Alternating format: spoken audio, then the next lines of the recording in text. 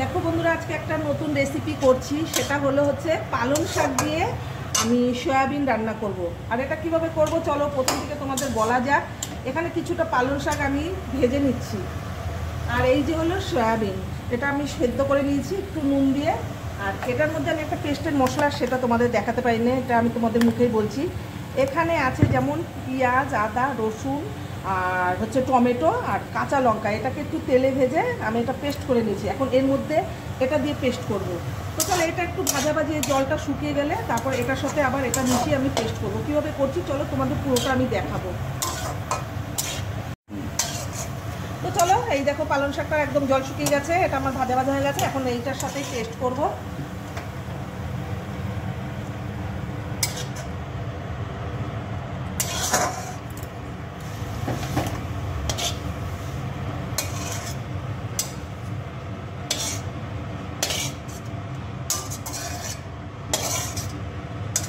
চলো এটা পেস্ট করে নেওয়া যাক, তারপরে মূল রেসিপি তোমাদের দেখাচ্ছি।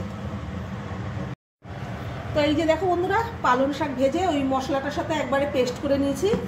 আর এখানে তাহলে পেস্টে আছে আদা, রসুন, পেঁয়াজ, কাঁচা লঙ্কা, পালং শাক, টমেটো একসাথে ভেজে টোটালটাই সরষের তেলে ভেজে আমি এটা পেস্ট করে নিয়েছি।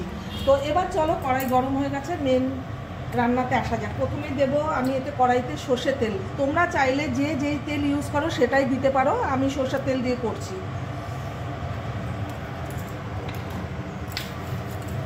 আর দেখো ফোড়নে যাবে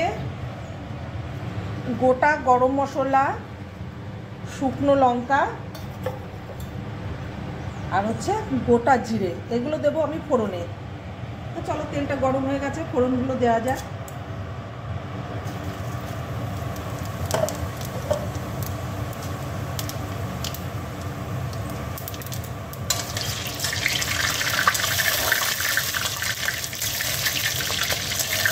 ফোড়নটা ভাজা হয়ে গেলে বন্ধুরা, একটু গন্ধ আসলে, জিরে ভাজা গন্ধটা আসলে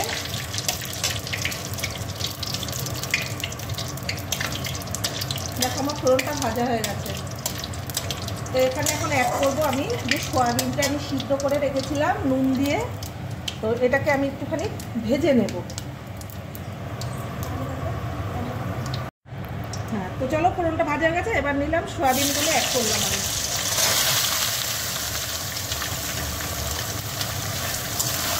যেহেতু এটা আমার নুন দিয়ে সেদ্ধ করা আছে, এখন আমি বুঝে এটাতে আর একটু নুন হলুদ দিয়ে আমি ভেজে নেব। সামান্য নুন দিয়ে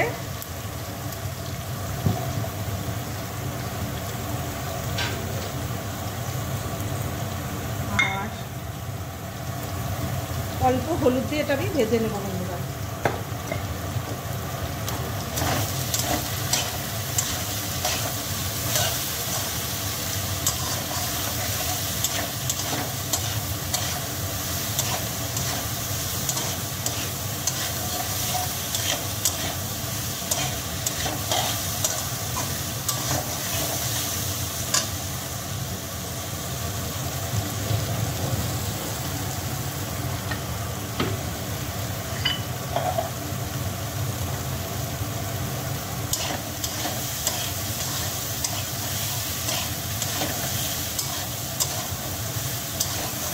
এটা ভাজা ভাজা হয়ে গেছে।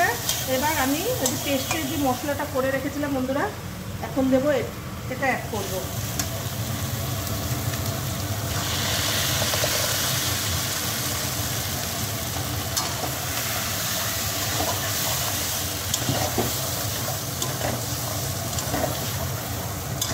এটা দিয়ে বেশ কিছুক্ষণ কষিয়ে যাবে কিছু গুঁড়ো মশলা। তো চলো আগে এটা একটু কষিয়ে নেওয়া যাক ভালো করে। তো বন্ধুরা দেখো, আমি সুন্দরভাবে এটা কষিয়ে নিয়েছি। এবার এতে এক এক করে আমি যে গুঁড়ো মশলাগুলো দেখতে পাচ্ছ, এখানে আছে লঙ্কা গুঁড়ো, এটা আছে ধনে গুঁড়ো, এটা আছে জিরে গুঁড়ো। এই মশলাগুলো অ্যাড করার আগে এটা দিয়ে দেবো একটা, এটা কি ক্যাপসিকাম বলে না ক্যাপসিকাম বলে। তো চলো এটাকে অ্যাড করা যাক। এবার এটা দিয়ে, এটা তো এইভাবেই এই সময়টাই দিতে হয়, নাহলে তো একদম এর চিহ্ন পাওয়া যাবে না। চলো এটা দিয়ে এবার এক এক করে আমি অ্যাড করি। তোমরা যে যেই রকম ঝাল খাবে সেই রকম ঝাল দেবে। তো চলো প্রথমেই দেওয়া যাক লঙ্কার গুঁড়ো, তারপরে দেবো ধনে গুঁড়ো, তারপরে দেবো বন্ধুরা জিরে গুঁড়ো। এবার এতে মাস্ট, যারা না খাও তারা স্কিপ করতে পারো, একটু চিনি না দিলে ভালো লাগবে না, তো আমার পরিমাণ মতো আমি একটু চিনি দিয়ে দিলাম। এবার সব মশলা দেওয়া হয়ে গেল। এবার এটাকে একটু ভালো করে আমি কষিয়ে নিয়ে, ভালোভাবে কষিয়ে মিডিলে একটু নুন ঝালটা চেক করে, এতে কিন্তু বেশি করে ঝোল থাকবে না, গা মাখা হবে। উফ, দারুণ একটা বন্ধুরা গন্ধ বেরিয়ে গেছে, কি বলবো তোমাদের। তো পালং শাক দিয়ে যেমন আমরা পনির পালন করি, সেম এটা সেইভাবে। তো এটা পালন চিলি মানে সয়াবিন দিয়ে করলাম আমি। তো এটা এখন আমার পরিমাণ মতো কষিয়ে আমি দেবো একটু আমার পরিমাণ মতো ঝোল। আর নামাবার আগে একটা স্পেশাল মশলা, সেটা তোমাদের দেওয়ার সময় আমি অবশ্যই তোমাদের আমি শেয়ার করব। তো চলো আরেকটু কষিয়ে নিয়ে আমি আমার পরিমাণ মতো জল দেব, আর নামাবার সময় অবশ্যই ধনেপাতা অ্যাড করে আমি নামাবো। তো দেখো বন্ধুরা, পুরো আমার এটা কষানো হয়ে গেছে, তেল ছেড়ে এসছে। এবার আমি আমার পরিমাণ মতো ঝোলটা দেব,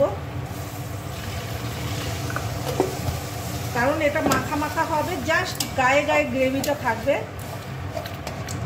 আর আমি মিডিলে চেক করে নিয়েছি, নুন ঝাল সবটা খুব সুন্দর হয়েছে, সব মিলিয়ে খেতে খুব সুন্দর হয়েছে। এখন তোমাদের যে বলেছিলাম আমি একটা স্পেশাল মশলা ঘরে বানিয়েছি, দাঁড়াও তোমাদের দেখাচ্ছে, আরেকটু ঝোল দেবো।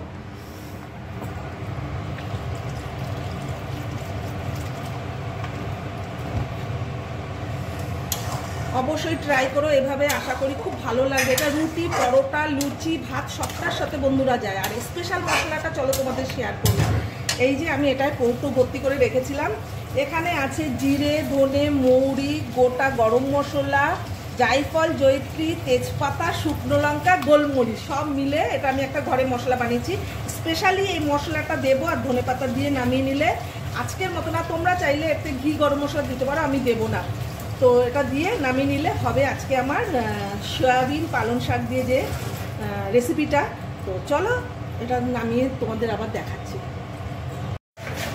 তো ফাইনালি বন্ধুরা আমার সয়াবিন পালং শাক দিয়ে যে রেসিপিটা, এটা হয়ে গেছে কমপ্লিট। আর এই যে ঘরে বানানো মশলাটা এখন ইউজ করব, এটা দিয়ে আর ধনেপাতা কুচি দিয়ে নামিয়ে নিলেই আমার সয়াবিন পালনের রেসিপিটা কমপ্লিট। তো চলো গুঁড়ো মশলাটা দেওয়া যাক, ঘরে বানানো হাতে খুব টেস্টি হয় এই মশলাটা, কিন্তু সব কিছুর মধ্যেই ইউজ করা যায়, নিরামিষ আমিষ সব কিছুর মধ্যেই।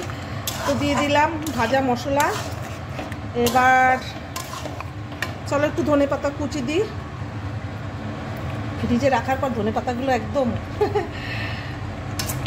একদম ফুল কমপ্লিট। আমার সয়াবিন দিয়ে পালং শাক দিয়ে যে রেসিপিটা ফুল কমপ্লিট, সেই হয়েছে, টেস্ট করে দেখেছি, দারুণ দারুণ। আর তোমরা লাস্ট ফিনিশিংয়ে তোমরা অবশ্যই ঘি দিতে পারো, কারণ আমি গরম মশলাটা দিলাম না, এর ভিতর গরম মশলা ইউজ মানে এটা গরম মশলা আছে এটার মধ্যে, প্লাস আমি গরম মশলা ফোড়নে দিয়েছি। তো তোমরা অবশ্যই ঘি গরম মশলা দিলে আরও টেস্ট হবে। আমি ঘি খেতে পারি না বলে আমি ঘিটা ইউজ করছি না, ঘি খাওয়া বারণ। তো হয়ে গেল, দেখো কেমন হয়েছে, দারুণ দারুণ। রুটি পরোটার সাথে তো লাজবাব, আর গরম ভাতের সাথে সেই লাগবে। তো অবশ্যই এইভাবে ট্রাই করো। রেসিপিটা ভালো লাগলে এরকম নিত্য নতুন রেসিপি তোমরা আমার চ্যানেলে পাবে। যারা আমার ইউটিউব চ্যানেলটা সাবস্ক্রাইব না করেছো, লাভ সময় 870 তোমরা ওখানে সাবস্ক্রাইব করো, নতুন নতুন রেসিপি তোমরা আমার চ্যানেলে অবশ্যই পাবে। তো চলো এবার এটা নামিয়ে তোমাদের দেখাই কেমন হলো আলোচনা। তো দেখো বন্ধুরা, ফাইনালি আমার সয়াবিন দিয়ে পালং শাক দিয়ে ক্যাপসিকাম দিয়ে যে রেসিপিটা কমপ্লিট হয়ে গেছে।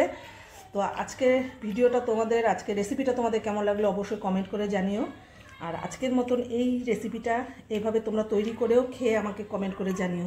তো চলো এটা রাখা যাক।